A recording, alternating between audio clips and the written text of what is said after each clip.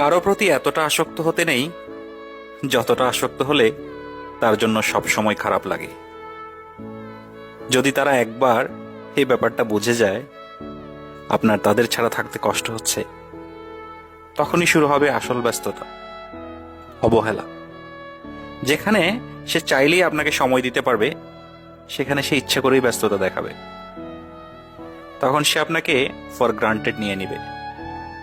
সে ভাববে ভালো তো বাসেই, যত যাই হোক আপনি বেহায়ার মতো তার জন্য পড়ে থাকবেন। আপনার মন খারাপে তাদের কিছু যায় আসে না। তাই কারো প্রতি আসক্ত হওয়ার আগে 100 বার ভেবে নেবেন, সকল মানসিক যন্ত্রণা সহ্য করার মতো আপনার সামর্থ্য আছে তো।